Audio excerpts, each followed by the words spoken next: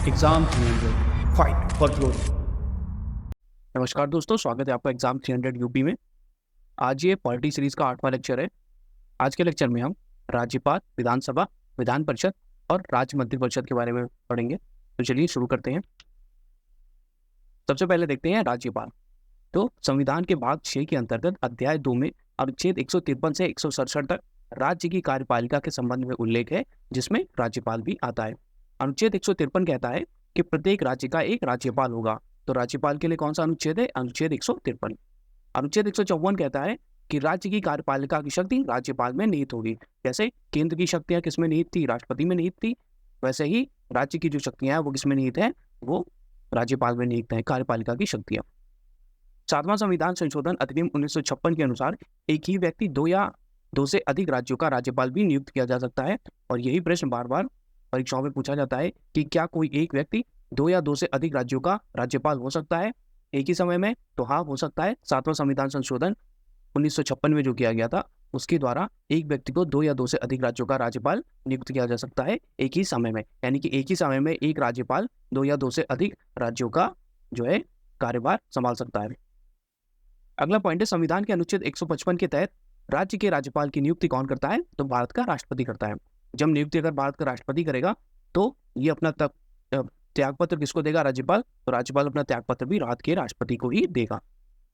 अगला पॉइंट है, संविधान के अनुच्छेद 155 के तहत राज्य के राज्यपाल की नियुक्ति भारत के राष्ट्रपति के द्वारा होती है। हम पढ़ चुके हैं। सामान्यतः राज्यपाल का कार्यकाल 5 वर्ष की अवधि के लिए होता है, मगर ये जो पद है, ये राज्यपाल का पद राष्ट्रपति के प्रसाद पर्यंत पर होता है। प्रसाद पर्यंत का मतलब होता है राष्ट्रपति के इच्छा के अनुसार। तो राष्ट्रपति जब चाहे तब राज्यपाल को उसके पद से हटा सकता है, पदच्युत कर सकता है। अगला है अनुच्छेद 156(2). अनुच्छेद 156(2) कहता है राज्यपाल राष्ट्रपति को संबोधित कर अपने हस्ताक्षर सहित लेख अपना त्यागपत्र दे सकता है। तो उतना इंपॉर्टेंट नहीं है। जब इसकी जो है इसको पद धारण कौन कराता है? राष्ट्रपति कराता है। तो ये अपना जो है त्यागपत्र भी किसको देगा? राष्ट्रपति को देगा। नेक्स्ट है, अनुच्छेद 157 के अनुसार राज्यपाल पद के लिए अर्हताएं कौन सी हैं? तो ये इंपॉर्टेंट हो जाती है। तो राज्यपाल बनने के लिए जो क्वालिफिकेशन है वो क्या है? वह भारत का नागरिक हो। नागरिक होना जरूरी है, भारत में जन्म होना जरूरी नहीं है। तो भारत का नागरिक होना ये जरूरी है, भारत में जन्म होना उसका जरूरी नहीं है। मतलब कोई विदेशी जिसका भारत में जन्म ना हुआ हो वो भी भारत का नागरिक, मगर वो भारत की नागरिकता ले ले और 35 वर्ष की आयु पूरी कर ले तो वो भारत का राज्यपाल बन सकता है। नेक्स्ट इज अनुच्छेद 166। राज्य सरकार के सभी कार्यकारी कार्य औपचारिक रूप से राज्यपाल के नाम पर होते हैं। क्योंकि यह कार्यपालिका का प्रमुख होता है, राज्य की कार्यपालिका प्रमुख होता है, इसलिए जो राज्य के सारे कार्य होते हैं, औपचारिक कार्य, वो राज्यपाल के नाम पर होते हैं। यानी कि उनमें राज्यपाल के साइन होते हैं। जिस तरह से हमने उसमें देखा था सेंट्रल में कि जो केंद्र के सारे कार्य हैं वो राष्ट्रपति के नाम से होते हैं। नेक्स्ट आता है अनुच्छेद 164 का 1। यह कहता है मुख्यमंत्री की नियुक्ति राज्यपाल द्वारा की जाएगी तथा अन्य मंत्रियों की नियुक्ति राज्यपाल मुख्यमंत्री की सलाह पर करेगा। तो ये इंपॉर्टेंट है और पूछा भी गया है कि कौन सा जो आर्टिकल है उसमें मुख्यमंत्री की नियुक्ति का क्लॉज है। तो वो है आर्टिकल 164 का 1। आगे अनुच्छेद 239 का उसका 5वां है के अनुसार संघ राज्य क्षेत्र दिल्ली के मुख्यमंत्री की नियुक्ति राष्ट्रपति द्वारा की जाती है। अब हमने देखा कि अन्य राज्यों में राज्यपाल होते हैं, मगर जो यूनियन टेरिटरीज हैं स्पेशली दिल्ली, वहाँ पे क्या होते हैं? वहाँ पे एलजी होते हैं, वहाँ पे लेफ्टिनेंट गवर्नर होते हैं, गवर्नर नहीं होते हैं, वहाँ पे लेफ्टिनेंट गवर्नर होते हैं। तो वो जो लेफ्टिनेंट गवर्नर है उनकी नियुक्ति कौन करता है? उनकी नियुक्ति भी राष्ट्रपति करता है। और वो जो लेफ्टिनेंट गवर्नर है वो किसकी नियुक्ति करते हैं? तो वो दिल्ली के मुख्यमंत्री की नियुक्ति करते हैं। सॉरी, दिल्ली के मुख्यमंत्री की नियुक्ति लेफ्टिनेंट गवर्नर नहीं बल्कि राष्ट्रपति करते हैं। गलती हो गई, माफ करिएगा। तो दिल्ली के मुख्यमंत्री की नियुक्ति कौन करेंगे? तो दिल्ली के मुख्यमंत्री की नियुक्ति डायरेक्ट राष्ट्रपति के द्वारा की जाती है। यानी कि केजरीवाल को शपथ कौन दिलाएगा? तो केजरीवाल को शपथ दिलाएंगे राष्ट्रपति जी। ये एक्सेप्शन है, इसलिए इंपॉर्टेंट है और इसलिए कंफ्यूजिंग भी है। अगला है अनुच्छेद 168 1 के अनुसार राज्यपाल विधानमंडल का अभिन्न अंग होता है। यानी कि किसी राज्य में अगर हम विधानमंडल बनेगा तो विधानमंडल के कितने पार्ट होंगे? टोटल 3 पार्ट होंगे। राज्यसभा होगी, विधान परिषद होगी और राज्यपाल होगा। इसी प्रकार से हमने सेंट्रल में देखा था कि संसद के कितने पार्ट होते हैं? तो 3 पार्ट होते हैं। सबसे पहला पार्ट होता है राष्ट्रपति, फिर राज्यसभा और फिर लोकसभा। तो जैसे केंद्र में संसद के का राष्ट्रपति पार्ट होता है, अभिन्न अंग होता है, वैसे ही जो राज्य है वहां पे राज्य विधानमंडल का अभिन्न अंग होता है राज्यपाल। नेक्स्ट है, राज्य विधानमंडल द्वारा पारित किसी विधेयक पर राज्यपाल स्वीकृति दे सकता है, रोक सकता है, किसी भी विधेयक को स्वीकृत कर सकता है, उसे रोक सकता है, या विधेयक को राष्ट्रपति के विचार के लिए भी ऊपर भेज सकता है। साथ ही वह विधेयक को पुनर्विचार के लिए वापस भी कर सकता है, मगर इसमें एक्सेप्शन है कि अगर धन विधेयक होगा तो उसे वापस नहीं कर सकता। और इसलिए जो धन विधेयक है वो चाहे सेंटर में हो, जो राष्ट्रपति को भेजे जाते हैं वो, या राज्यों में जो राज्यपाल से को भेजे जाते हैं, दोनों ही पहले ही पूर्व अनुमति से ही जो है वो पटल पर रखे जाते हैं। अगला है, अनुच्छेद 213 के अनुसार राज्य विधानमंडल का सत्र जब ना चल रहा हो तो राज्यपाल अध्यादेश प्रख्यापित कर सकता है। अध्यादेश क्या है? ये ऑर्डिनेंस है। यानी कि जब राज्य का विधानमंडल सत्र ना चल रहा हो तो अनुच्छेद 213 के अनुसार राज्यपाल ऑर्डिनेंस की पावर यूज कर सकता है और कोई भी जो है आदेश पारित कर सकता है। इसी प्रकार से हमने सेंटर में देखा था, उसमें था आर्टिकल 123 जिसके अंडर राष्ट्रपति की अध्यादेश या ऑर्डिनेंस लाने की पावर थी। तो राष्ट्रपति की अध्यादेश जारी करने की शक्ति कौन से अनुच्छेद में? 123 में है। और राज्यपाल की अध्यादेश जारी करने की शक्ति किसमें है? अनुच्छेद 213 में। तो 123, 213। वह राज्य विधानसभा के सत्र को बुलाने या सत्रावसान करने तथा विघटित करने की शक्ति रखता है। सेम वही है जो राष्ट्रपति केंद्र में रखता था, राज्यपाल राज्य में रखता है। यानी कि उस जो विधानसभा का सत्र होता है उसको बुलाता है, सत्रावसान करता है यानी कि उसको खत्म करता है, और विघटित करता है यानी कि रिसॉल्व करता है। मगर जो डेली जो कार्यकाल होता है उसको जो करने के लिए वो जो है वो उसका अध्यक्ष करता है, विधानसभा का अध्यक्ष करता है, जैसे वहां पे लोकसभा अध्यक्ष करता था। सरोजिनी नायडू ये भारत की प्रथम महिला राज्यपाल थी, और कहाँ की थी? तो ये उत्तर प्रदेश की थी। ये भी इंपॉर्टेंट पॉइंट है, पूछा जाएगा। आगे देखते हैं विधानसभा, जिसे लेजिस्लेटिव असेंबली भी कहते हैं। संविधान के भाग 6 के अंतर्गत अध्याय 3 में अनुच्छेद 168 से 212 तक राज्यों के विधानमंडल के बारे में उल्लेख है। अनुच्छेद 168 कहता है, राज्य विधानमंडल का गठन विधान परिषद, विधानसभा और राज्यपाल से मिलाकर होगा। तो अभी हमने पीछे पढ़ा है कि राज्य विधानमंडल का अभिन्न अंग कौन होते हैं? तो विधान परिषद होता है, विधानसभा होता है और राज्यपाल होता है। इसी प्रकार से संसद के अभिन्न अंग कौन थे? तो 3 थे। पहले राष्ट्रपति होता है, फिर राज्यसभा होती है, फिर लोकसभा होती है। ये कई बार पूछा गया है। अगला है, अनुच्छेद 170 के अनुसार प्रत्येक राज्य की विधानसभा उस राज्य में प्रादेशिक निर्वाचन क्षेत्रों के प्रत्यक्ष निर्वाचन द्वारा चुनी जाएगी, यानी कि वोटिंग के द्वारा, वोटरों के द्वारा। अधिक से अधिक 500 और कम से कम 60 सदस्यों से मिलकर बनेगी। तो विधानसभा में मैक्सिमम कितने वो हो सकते हैं, सदस्य हो सकते हैं? तो मैक्सिमम 500 सदस्य हो सकते हैं, और मिनिमम कितने होने चाहिए? 60 सदस्य होने चाहिए। ये मिनिमम में कुछ एक्सेप्शन भी हैं, अभी आगे हम देखेंगे। अगर हम याद करें तो संसद में हमने पढ़ा था, तो संसद में मैक्सिमम कितने हो सकते हैं? मैक्सिमम की बात हो रही है, तो संसद में मैक्सिमम सदस्य कितने हो सकते थे? तो 550 हो सकते थे। लोकसभा की बात हो रही है। और इसी प्रकार से जो है राज्यसभा की विधानसभा है उसमें कम से कम मैक्सिमम हो सकते हैं 500 और कम से कम 60 हो सकते हैं। मगर ये जो कम से कम वाला है इसमें थोड़ा एक्सेप्शन है, वो इंपॉर्टेंट है और देखते हैं। एक्सेप्शन है जैसे कि सिक्किम राज्य है, मिजोरम एवं गोवा। तो सिक्किम में कितने हैं? सिक्किम में 32 सदस्य हैं। मिनिमम कितना होना चाहिए था? मिनिमम 60 होना चाहिए था, मगर यहाँ 32 है। मिजोरम और गोवा में दोनों में 40-40 है। मिनिमम कितना? 60 होना चाहिए था, मगर यहाँ भी 40 है, जो कि 60 से कम है। तो यहाँ की विधानसभाएं 60 से कम सदस्यों वाली हैं, क्योंकि जो इनका जो रेशियो होता है पर सदस्य के ऊपर से पॉपुलेशन की वजह से, तो वो कम है, इसलिए यहाँ पे जो है सदस्यों की संख्या कम है। मगर ये एक्सेप्शन है, इसलिए बार बार पूछे जाएंगे। तो सिक्किम में जो विधानसभा है वहाँ पे कितने मेंबर हैं? 32 मेंबर हैं। और मिजोरम और गोवा में कितने मेंबर हैं? तो 40-40।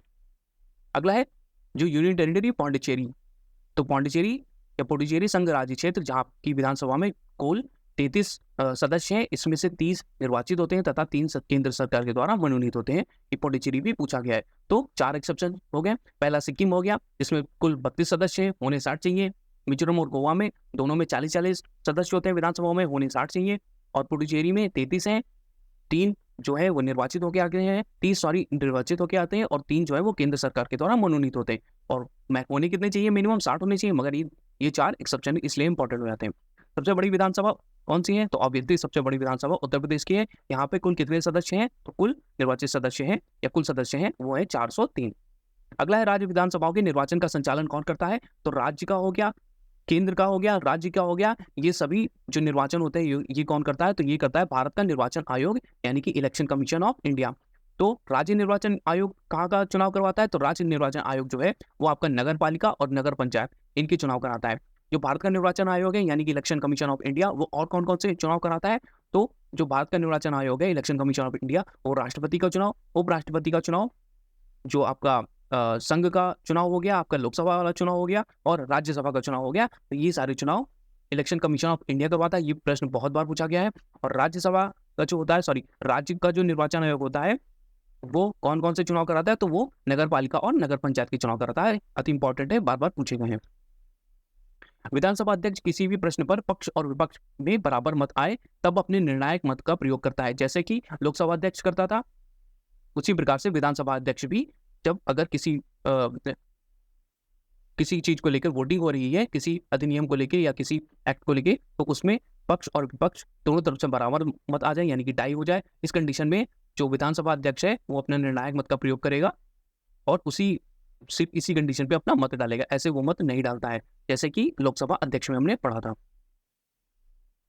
अगला है 84वें संविधान संशोधन अधिनियम 2001 के अनुसार राज्य विधानसभाओं की सीटों की संख्या, जो कि वर्तमान में 1971 की जनगणना पर आधारित है, वर्ष 2026 के पश्चात होने वाली जनगणना के तो संगत आंकड़े प्रकाशित होने तक यही रहेगी। यानी कि 2001 में एक संविधान संशोधन किया था, तो 84वां संविधान संशोधन, इसके द्वारा जो 1971 की हमारी जनगणना थी उसके हिसाब से राज्यों को उन्हीं के रेशियो से जो है वो सीटें आवंटित करी गई थी, जो कि 2026 के पश्चात होने वाली जनगणना तक मतलब चलती रहेंगी। अब 2026 के बाद कौन सी जनगणना होगी, तो 2031 में होगी, क्योंकि 2001 में हुई थी, फिर 2011 में हुई, 2021 वाली थोड़ी डिले हो गई थी मगर अब हुई है। इसी प्रकार से 2031 में होगी, तो 2031 वाले जनगणना के डाटा आएंगे बाद में, उनके हिसाब से यहाँ पे जो रेशियो है उसको बढ़ाया जाएगा। दिल्ली, पुडुचेरी तथा जम्मू एवं कश्मीर ऐसे संघ शासित प्रदेश हैं जहां विधानसभाएं हैं। ये बहुत ही इंपॉर्टेंट है, इसलिए पूछा गया है। तो कितनी यूनियन टेरिटरीज में, टोटल में कितनी यूनियन टेरिटरीज हैं, तो हमारे 28 राज्य हैं और 8 यूनियन टेरिटरीज हैं। 28 और 8, ठीक है, 8 यूनियन टेरिटरीज हैं। उन 8 जो शासित प्रदेश है, यूनियन टेरिटरीज हैं, उनमें से सिर्फ 3 में विधानसभाएं हैं, इसलिए ये इंपॉर्टेंट हो जाता है। कौन कौन सी वो 3 यूनियन टेरिटरीज हैं जहां पे विधानसभाएं हैं, तो वो है दिल्ली, पुडुचेरी तथा जम्मू और कश्मीर। नेक्स्ट है अनुच्छेद 173 के तहत विधानसभा की सदस्यता के लिए जो योग्यताएं हैं वो क्या है, तो विधानसभा के सदस्य बनने की योग्यताएं वो है कि पहला वो भारत का नागरिक होना चाहिए। फिर भारत का नागरिक होना इंपॉर्टेंट है, भारत में जन्म होना इंपॉर्टेंट नहीं है, तथा उसकी आयु कम से कम 25 वर्ष हो। तो सबसे पहले हमने देखा था राष्ट्रपति और उपराष्ट्रपति के लिए मिनिमम आयु कितनी थी, तो मिनिमम आयु थी वहां पे 35 वर्ष। फिर राज्यसभा में हमने देखा था मिनिमम आयु होनी चाहिए 30 वर्ष। लोकसभा में हमने देखा था 25 वर्ष। उसी प्रकार विधानसभा में भी 25 वर्ष। अगर नगर पालिका और नगर पंचायत के लिए कितनी थी मिनिमम आयु, तो नगर पालिका और नगर पंचायत के लिए थी 21 वर्ष। तो ये जो मिनिमम एज है वो इंपॉर्टेंट है, इसलिए याद रखिएगा। अगला है अनुच्छेद 332। अनुच्छेद 332 के तहत विधानसभाओं में जनसंख्या के आधार पर अनुसूचित जातियों तथा अनुसूचित जनजातियों के लिए स्थानों का आरक्षण का प्रावधान है। तो ये इंपॉर्टेंट अनुच्छेद है, इसलिए डायरेक्टली पूछा जाता है कि अनुसूचित जाति और अनुसूचित जनजातियों के लिए विधानसभाओं में जो स्थान आरक्षण है, यानी जो सीटें जो है वो रिजर्व है, वो कौन सा अनुच्छेद के अनुसार है, तो अनुच्छेद 332 के तहत अनुसूचित जातियां तथा अनुसूचित जनजातियों के लिए इंपॉर्टेंट है। नेक्स्ट आती है विधान परिषदें, जिन्हें लेजिस्लेटिव काउंसिल कहते हैं। अनुच्छेद 169 के तहत संसद विधि द्वारा किसी राज्य में विधान परिषदों के सृजन या उन्हें हटाने के लिए उपबंध कर सकती है, यानी बना भी सकती है, उन्हें हटा भी सकती है, यदि उस राज्य की विधानसभा तथा संबंधी संकल्प अपनी कुल सदस्य संख्या के बहुमत तथा उपस्थित एवं मत देने वाले संख्याओं के 2/3 बहुमत से पारित करे। तो ये सब चीजें अगर वो राज्य बोलता है कि हमारे यहाँ एक विधान जो परिषद है उसकी विधान परिषद बनाना चाहिए, तो उसके लिए उसको क्या करना पड़ेगा, पहले वो राज्य अपनी विधानसभा है वहां से बहुमत से, और जो मतलब टोटल जो उनकी कैपेसिटी है उसका बहुमत, और जो उपस्थित मत देने वाले सदस्य उनके 2/3 बहुमत से पहले वो पास कराए ये मोशन को, फिर जो है ये संसद को भेजे, यानी कि लोकसभा और राज्यसभा में भेजे, तो जो है संसद अनुच्छेद 169 के तहत वहां पे विधान परिषद का उस राज्य में गठन कर सकता है। अभी टोटल कितने राज्यों में विधान परिषदें हैं, तो टोटल 6 राज्यों में अभी विधान परिषदें हैं। वो कौन कौन से राज्य हैं, इंपॉर्टेंट है, पूछे गए हैं, आपसे मल्टीपल ऑप्शन में पूछ लिया जाएगा, ये है इनमें से किन राज्यों में विधान परिषद है या किन राज्यों में विधान परिषद नहीं है। तो 6 राज्यों में है, सबसे पहला है आंध्र प्रदेश, फिर बिहार, महाराष्ट्र, कर्नाटक, तेलंगाना और उत्तर प्रदेश। तो आंध्र प्रदेश में है, बिहार में है, महाराष्ट्र में है, कर्नाटक में है, तेलंगाना में और उत्तर प्रदेश में। तेलंगाना सबसे नया है, इसलिए इंपॉर्टेंट है, इसलिए पूछा जाता है क्योंकि इसका जो सृजन है 2014 में हुआ था। तो आंध्र प्रदेश में है, सबसे पहला बना था ये आंध्र प्रदेश आपका भाषाई आधार पे 1953 में। फिर बिहार हो गया, फिर महाराष्ट्र हो गया, कर्नाटक, तेलंगाना तथा उत्तर प्रदेश, यहाँ पे विधान परिषदों का अस्तित्व है। तो कुल वर्तमान में 6 राज्यों में विधान परिषदें हैं। नेक्स्ट है विधान परिषद एक स्थायी सदन होता है, जैसे कि सेंटर में कौन सा था, राज्यसभा था।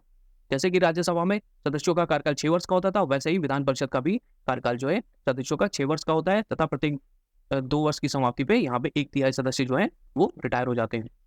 नेक्स्ट है अनुच्छेद 171 का 1। इसके अनुसार विधान परिषद वाले राज्य की विधान परिषद के सदस्यों की कुल संख्या उस राज्य की विधानसभा के सदस्यों की कुल संख्या के 1/3 से अधिक नहीं होगी। परंतु किसी राज्य की विधान परिषद के सदस्यों की कुल संख्या किसी भी दशा में 40 से कम नहीं होगी। तो अभी विधानसभा में हमने कितना पढ़ा था, मिनिमम जो डेटा था या मिनिमम सदस्यों की संख्या होनी चाहिए थी वो मिनिमम 60 होनी चाहिए थी और मैक्सिमम 500 से ज़्यादा नहीं। तो मैक्सिमम 500 से ज़्यादा नहीं और 60 से कम नहीं, मगर 3 एक्सेप्शन थे, 4 एक्सेप्शन थे जो कि हमने पढ़े थे। पहला था सिक्किम, जहाँ पे शायद जहाँ पे 32 थे, सिक्किम जहाँ पे 32 थे, फिर मिजोरम और गोवा था जहाँ पे 40-40 थे, और पौंडीचेरी जहाँ पे 33 थे। इसी तरीके से विधान जो है परिषदों में भी जो है मिनिमम सदस्यों की संख्या कितनी होनी चाहिए, 40 होनी चाहिए। उत्तर प्रदेश की विधान परिषद में कितने सदस्य हैं, तो उत्तर प्रदेश की विधान परिषद में कितने सदस्य हैं, तो 40 सदस्य हैं और सबसे ज्यादा है। विधानसभा में कितने परिषद थे, तो विधानसभा में कितने थे, सर्वाधिक 403 सदस्य थे। तो यूपी में विधानसभा में कितने सदस्य हैं, 403, विधान परिषद में कितने सदस्य हैं, तो 100, दोनों में ये मैक्सिमम डेटा है। यूपी लोकसभा में कितने सदस्य भेजता है चुनकर, तो 80 भेजता है। विधान परिषद अपने सभापति या उपसभापति को साधारण बहुमत से संकल्प द्वारा पारित करके पद से हटा सकती है, सेम वही है। विधान परिषद का सदस्य निर्वाचित होने के लिए कितनी आयु होनी चाहिए, तो 30 वर्ष होनी चाहिए। नेक्स्ट इज, और सदस्य निर्वाचित होने के लिए 25 वर्ष, तो कि विधानसभा में, तो विधान परिषद में मिनिमम एज कितनी है, 30 वर्ष है, और विधानसभा में 25 वर्ष है, वही जैसे राज्यसभा और लोकसभा में था। अनुच्छेद 190(4) के तहत राज्य विधानमंडल का कोई सदस्य सदन की बैठकों से बिना अनुमति के लगातार 60 दिनों तक अनुपस्थित नहीं रह सकता। अगर अनुपस्थित रहता है 60 दिनों से ज्यादा तो उसकी सदस्यता समाप्त कर दी जाएगी। अगला है राज्य मंत्रिपरिषद। संविधान के अनुच्छेद 163 के अनुसार राज्यपाल को उसके कार्यों के संदर्भ में सहायता और सलाह देने के लिए एक मंत्रिपरिषद होगी, जिसका प्रधान कौन होगा, मुख्यमंत्री होगा। वैसे ही जैसे सेंटर में था। अनुच्छेद 164(1) कहता है मुख्यमंत्री की नियुक्ति कौन करेगा, राज्यपाल करेगा, तथा अन्य मंत्रियों की नियुक्ति राज्यपाल करेगा मुख्यमंत्री की सलाह पे। तो मुख्यमंत्री की नियुक्ति भी राज्यपाल ही करता है और अन्य मंत्रियों की नियुक्ति भी राज्यपाल करता है, मगर अन्य मंत्रियों में वह मुख्यमंत्री की सलाह लेता है। ये 164 का ये पूछा गया अनुच्छेद। अभी पिछले साल जो UPSSC का पेट हुआ था 2023, उसमें यही पूछा गया था कि कौन से अनुच्छेद से मुख्यमंत्री की नियुक्ति राज्यपाल करता है। 164 का 1, मंत्री राज्यपाल के प्रसाद पर्यंत पद धारण करते हैं। प्रसाद पर्यंत का अर्थ होता है कि राज्यपाल की इच्छा के अनुसार, यानी कि जब राज्यपाल चाहेगा मंत्री को उसके पद से हटा सकता है। 91वें संविधान संशोधन अधिनियम 2003 के द्वारा अंतः स्थापित अनुच्छेद 164(1) का के अनुसार किसी राज्य की मंत्रिपरिषद में मंत्रियों की कुल संख्या मुख्यमंत्री को मिलाकर उस राज्य की विधानसभा के सदस्यों की कुल संख्या के 15% से अधिक नहीं होगी, परंतु 12 से कम भी नहीं होगी। तो मैक्सिमम 15% होनी चाहिए, तभी जो सदस्य हैं, जो उनका मंडल है, मंत्रिमंडल है, यही जो सेम डेटा है, यही सेंट्रल में भी था, संसद के लिए भी था, लोकसभा के लिए भी था। मतलब जो आपकी कैबिनेट बनती है, अभी जैसे मोदी कैबिनेट बनी है, तो मैक्सिमम सदस्यों की संख्या क्या हो सकती है, तो मैक्सिमम सदस्यों की संख्या जो है वो मंत्रियों की कुल संख्या जो है उसको मिला के, प्राइम मिनिस्टर को मिला के, तो 15% होनी चाहिए वहाँ के लोकसभा के सभी सदस्यों की कुल संख्या, और यहाँ पे हो जाएगा आपके विधानसभा की कुल संख्या का 15% से ज्यादा नहीं होगी, और यहाँ पे 12 से कम नहीं होगी, तो मैक्सिमम 15%। अनुच्छेद 164(2) कहता है मंत्रिपरिषद राज्य की विधानसभा के प्रति सामूहिक रूप से उत्तरदायी होगा। जैसे कि जो सेंट्रल का जो कैबिनेट था वो लोकसभा के प्रति सामूहिक रूप से उत्तरदायी था, वैसे ही जो राज्य का मंत्रिपरिषद है वो राज्य की विधानसभा के प्रति सामूहिक रूप से उत्तरदायी होगा। तो काफी सिमिलरिटीज है लोकसभा और इसमें विधानसभा में। नेक्स्ट जो है अनुच्छेद 164 का 4 कहता है कोई भी मंत्री जो निरंतर 6 माह की अवधि तक किसी राज्य के विधानमंडल का सदस्य नहीं, विधानमंडल का मतलब ना ही जो है विधानसभा का या विधान परिषद का, तो उस अवधि की समाप्ति पर वह मंत्री नहीं रहेगा। यानी कि मैक्सिमम बिना किसी सदन का जो है मेंबर बने वो मैक्सिमम 6 माह तक कोई मंत्री पद धारण कर सकता है। उसके बाद उसको जो है, या तो अगर उसने कोई सदन ज्वाइन नहीं किया है तो उसको जो है अपने मंत्री पद से इस्तीफा देना होगा। तो ये पॉलिटिक आर्ट का लेक्चर था, वो करता हूँ अच्छा लगा हो। Thank you.